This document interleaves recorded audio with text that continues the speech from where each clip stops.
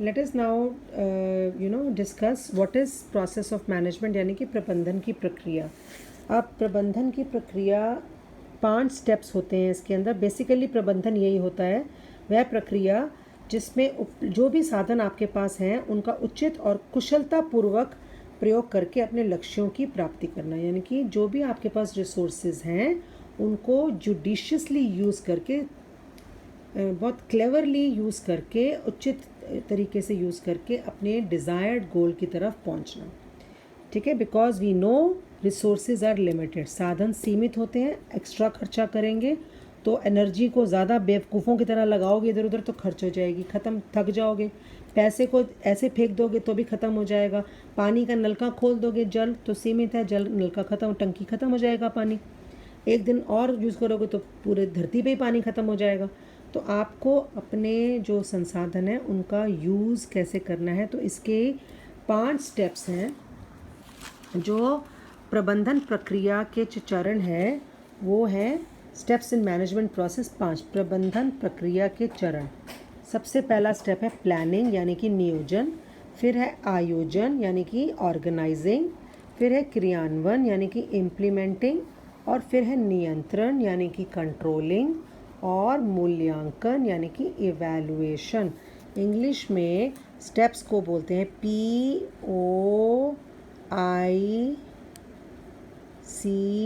Poised. ये अगर आप याद कर लोगे तो इस चारों step, planning, organising, implementing, controlling and evaluation.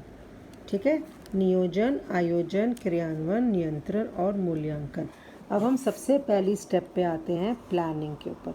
यह प्रबंधन क्रिया का प्रथम चरण और संपूर्ण क्रिया का मूल आधार भी है। मूल आधार मतलब बेस। सबसे पहले ये आता है। सबसे पहले तो आप किसी भी फंक्शन को ऑर्गेनाइज कर रहे हो, घर में पार्टी है, सबसे पहले आप क्या करोगे?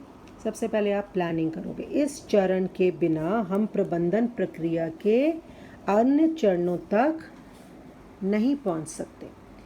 वांछित लक्ष्यों की, वांछित मतलब जो आपने दिमाग में सोचे हुए हैं, वांछित लक्ष्यों की प्राप्ति के लिए भविष्य में किए जाने वाले कार्यों की योजना बनाना नियोजन कहलाता है। इसमें आप योजना बनाते हो।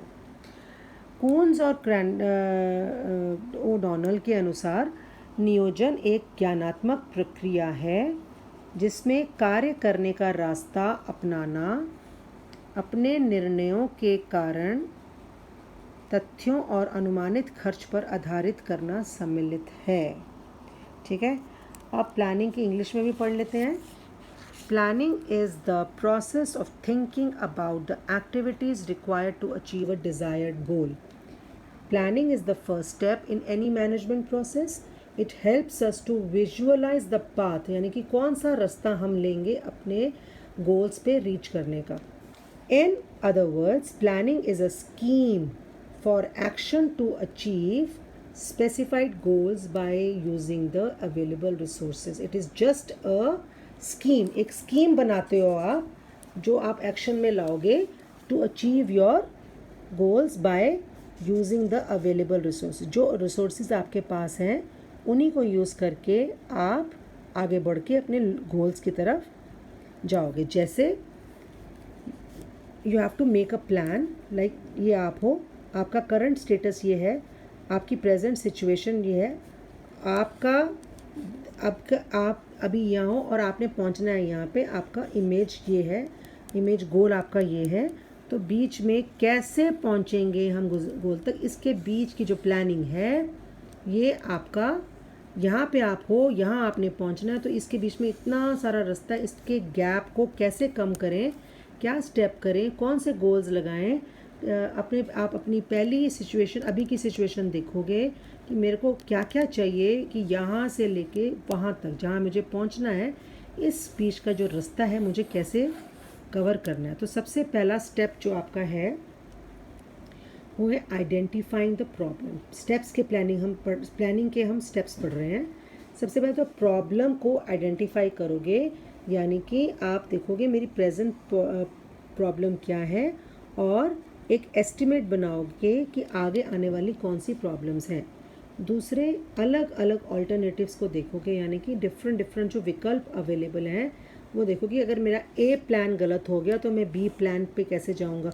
अगर मैं आपने मार्केट जाना है और ये वाला एक रास्ता बंद हो गया तो दूसरा रास्ता लोगे। यही है कि अगर मैंने जो तरीका सोचा है अपने गोल पे जाने का, अगर वो तरीका ख़राब निकल आया तो दूसरा क्या तरीका है। तीसरा, आपको चूज़ करना है जो डिफरेंट आपके पास ऑल्टरनेटिव्स ऑप्शंस अवेलेबल हैं, डिफरेंट रास्ते अवेलेबल हैं, उनके में बेस्ट तरीका आपने कौन सा लेना है ये आपको चूज़ करना है। फिर उस जो आपने तरीका चूज़ किया है उसके ऊपर आपको एक्शन करना है। Action, acting to carry out the plan, यानी कि जो सोचा था उसको एक्शन में लाना। यानी कि कुछ डिसीजंस लेने हैं, कब यूज़ करने हैं संसाधन, बिगिनिंग में करने हैं या लास्ट में करने हैं, कहाँ पे करने हैं, जगह बताता है उसके बारे में, किस जगह करने हैं और कौन यूज़ करेगा। मतलब कि इसमें काम को डिफरेंट लोगों को असाइन कर दिया जाता है।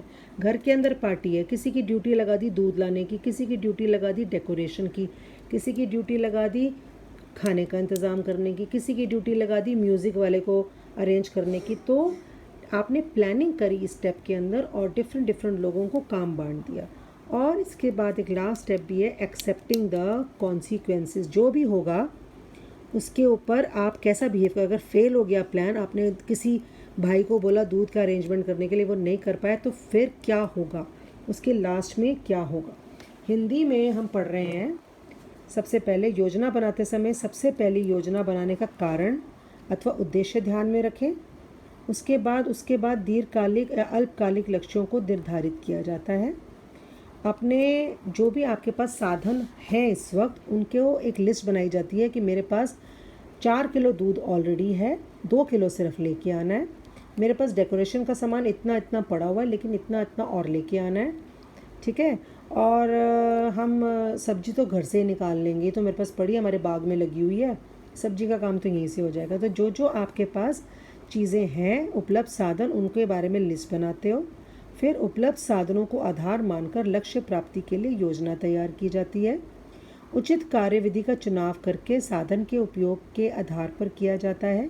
साधनों के प्रयोग के पश्चात जीवन स्तर पर उसका प्रभाव भी देखा जाता है कि हमारे जीवन पे क्या असर पड़ेगा। और योजनाएं लोचपूर्ण होनी चाहिए। मैंने बताया था अगर एक योजना काम ना करे तो दूसरी योजना क्या आनी है। ये फर्स्ट स्टेप है प्लानिंग का, मतलब मैनेजमेंट का, जिसको कहते हैं नियोजन या प्लानिंग।